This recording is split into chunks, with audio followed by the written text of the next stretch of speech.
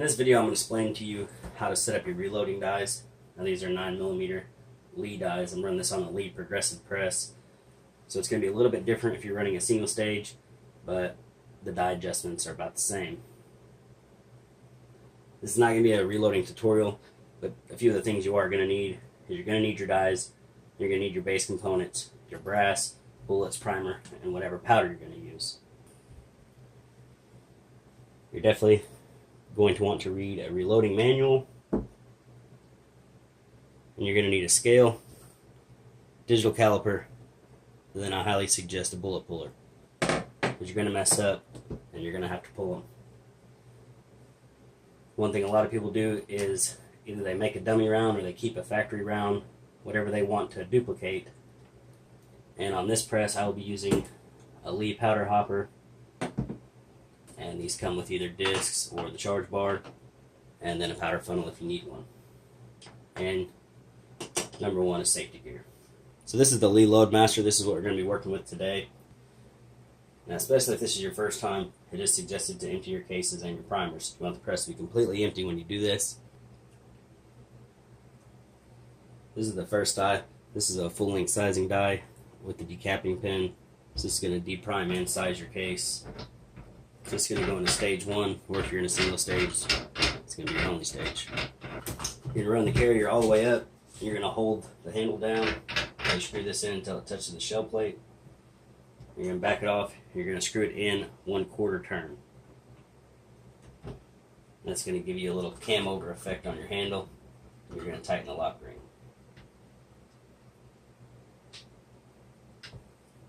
Now this die is going to knock your primer out, plus give you a full length size all the way down to the bottom of the case. Now if you're running on a single stage or you're powdering off the press, then it's going to be a little bit different. But this is the powder through expanding die. What this is going to do is expand the mouth of your case. So this is going to expand the mouth of the case to accept a bullet in there. Now if you're charging your powder off the press, it's going to be a little bit different. You're just going to expand it, where this one is a powder through.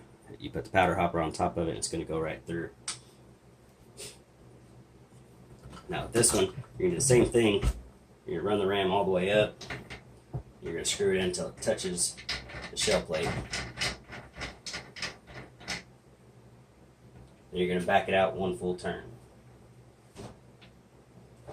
Now this is the minimum flare amount. The tip on this die, you never want it to touch the shell plate. If it touches the shell plate, then all your other dies are going to be out of sync. So in order to test this, we're going to take a piece of brass, put it through the full length sizing die.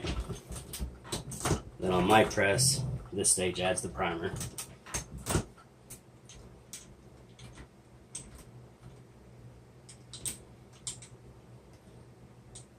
Now these dies come with a cap right here for if you're charging off the press, or like now if you're setting it up, you just screw the cap on. Since I don't have mine, I got to screw the entire hopper in to push resistance on that. We're just going to trial and error this. You just keep adjusting until that mouth is flared only enough to accept the bullet, to where the bullet will just sit in there. So it's still a little bit tight. You never want this die to touch the shell plate. If you do that, then the rest of your dies are going to be out of sync. So we're going to go in about another 1/8 of a turn.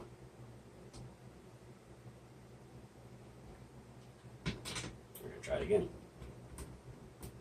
And now we're going to run it up and flare it one more time. We're just going to test the bullet. I like how that sits in there.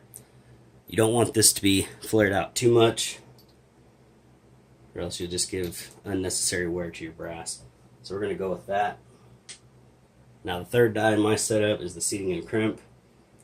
Now this one will seat your bullet and crimp it, but I'm not going to set the crimp up because I'm running a separate factory crimp die. I'll explain that in a minute.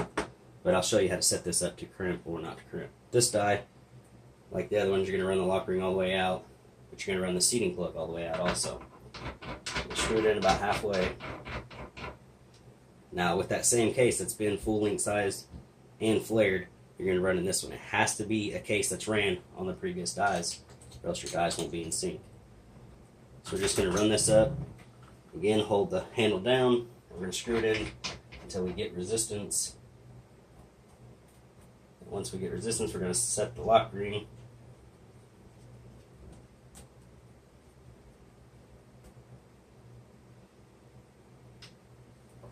Now, this is where the dummy round comes in. If you have one, all you do is set the dummy round in there, lift it up, and then you can set that seating plug down until it touches it. Now every time we run a case through here, it's going to make it the exact length. If you don't have one of those, we're just going to go back to a trial and error. You're going to set the bullet in.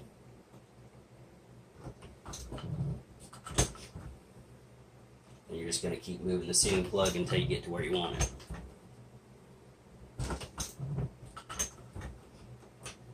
And this is where your digital calipers are going to come into play.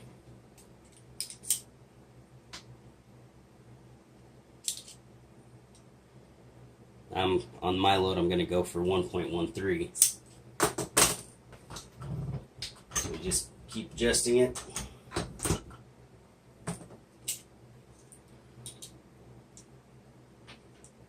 And that's 1.132. So each case is going to have a little bit of variance. So I think I'll ride with that. So I'm not going to be crimping with this die, but if you wanted to crimp, you're not going to want to change your seating depth. So for every bit you move the die down to crimp harder, you're going to have to raise the seat plug higher so it doesn't just continue to smush your bullet down. Once you found your overall length that you wanted, you would turn that die in a half a turn, and then you would turn the seating plug out 1/2 turn. What I like to crimp on is a factory crimp die, and this in my opinion is the best investment you can make. Because not only does this make a perfect crimp, inside this die it's going to squeeze the case on your completed cartridge, and it's going to reform any bulges or anything that's out of spec. So it's going to make it a lot higher chance of cycling in other handguns. Now with this die, you're going to hold your handle down, and you're going to screw the die in until you touch the shell plate. Now you don't want to go any further once you touch the shell plate, because if you do, if you remember on the seating die, we pushed it in further to where we get a cam over.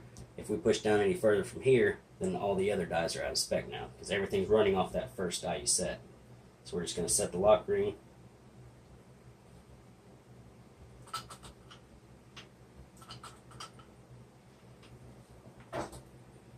And once you get that, you're going to make sure the plug's all the way out. We're going to insert a case.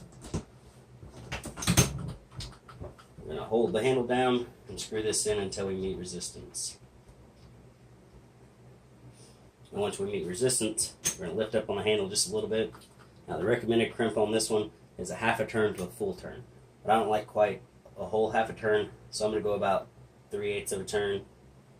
And that's the perfect crimp I like. And if you hear that, a little bit of popping, that's where that die is squeezing that round and pulling it back into shape if there's any bulge or anything out of spec on it.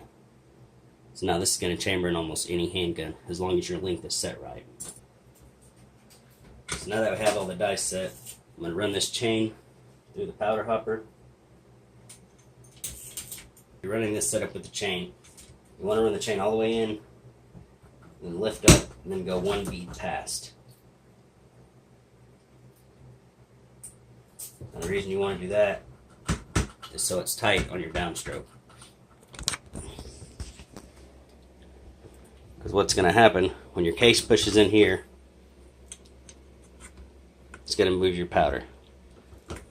Now when you go down, the spring's tight and it's going to pull that lever back down. We're going to choose our powder. My powder hopper either runs off of charge bars or discs, but some of them have an adjustment lever right on it. So I already have the correct size disc. Just going to fill the hopper with powder. You never want to leave powder in your hopper. After you're finished loading, take the powder out.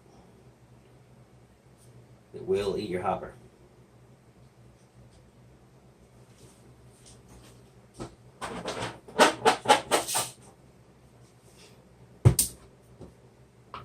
For this, I turn it to turn it on.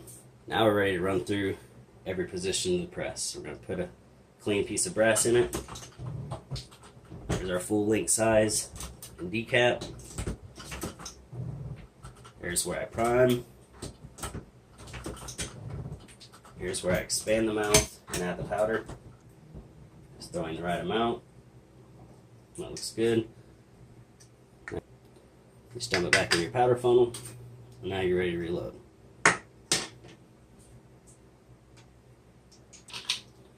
Take your bullet, and it's just going to lay right on top of there. That goes into the seeding stage. I'm not crimping, but on this stage is where I crimp it. And that is now a completed round ready to fire.